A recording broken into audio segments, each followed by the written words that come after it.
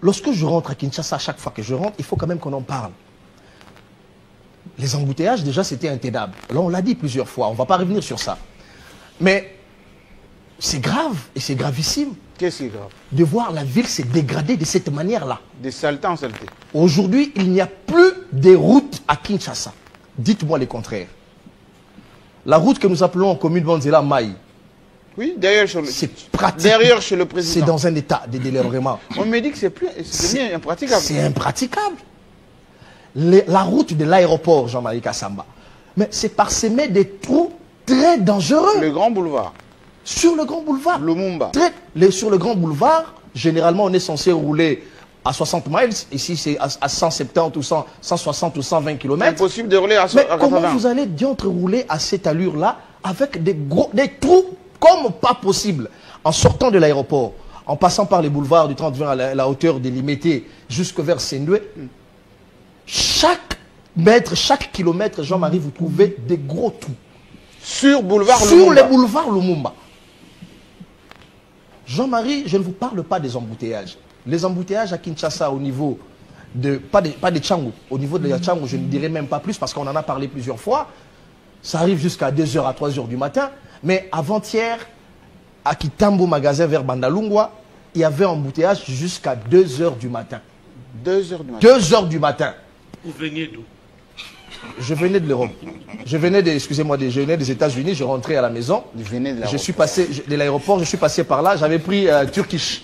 Pour ceux qui savent Turkish, on atterrit toujours à 22h, 23h. Moi, je ne suis pas un vivant comme on est né à l'aéroport. Jean-Marie Kassamba, pourquoi j'aborde la question? Oui.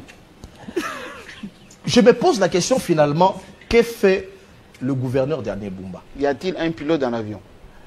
Qu'est-ce que fait finalement le gouverneur Daniel Bumba? Honte à nos députés provinciaux.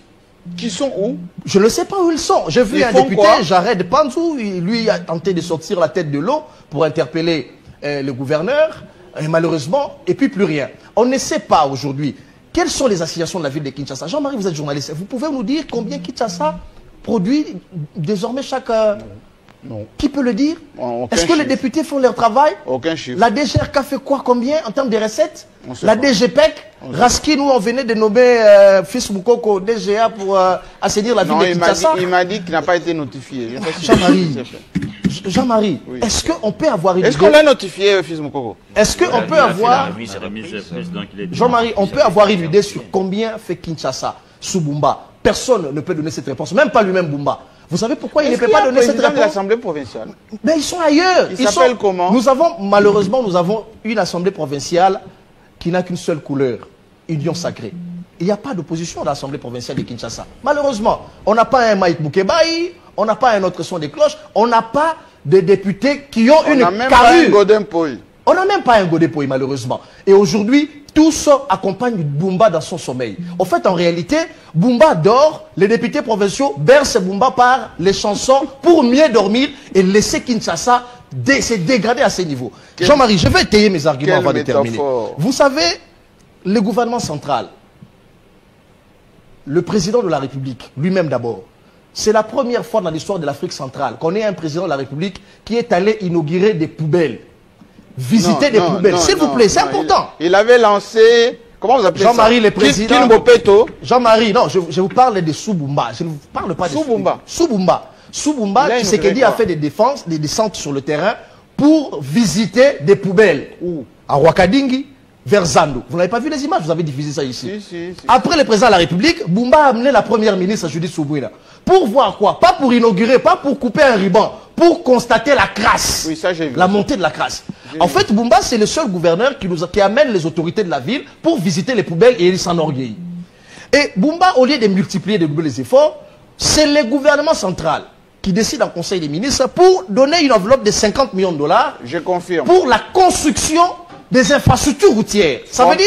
Famba donne de l'argent. Une année après, Bumba n'a rien mobilisé en termes de recettes. Et Bumba a fait la manche au gouvernement central. C'est le gouvernement central qui donne de moyens à Doudou Famba. Et j'ai aimé les tons avec lesquels Doudou Famba a remis cet argent à Bumba. Vous avez vu les images? Il dit, nous vous remettons cet argent pour justement la construction, la réhabilitation des routes. L'assainissement. Si cet argent servait à autre chose, nous allons prendre nos responsabilités. Mais depuis que cet argent a été déversé, Boumba qui a lancé des chantiers. Il y a beaucoup de chantiers. Hein? Il a paralysé la ville avec des chantiers. Mais l'argent qui venait du gouvernement central.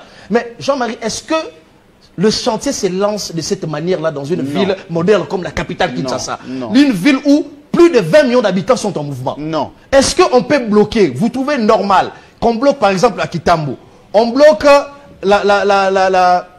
l'avenue Bangala. L'avenue Bangala qui permet une fluidité jusque vers Magasin. Vous venez à la Gombe, monsieur. Non, à la Gombe, n'en parlons pas. Dans ce quartier où nous sommes, tout est paralysé. À la Gombe, n'en parlons pas.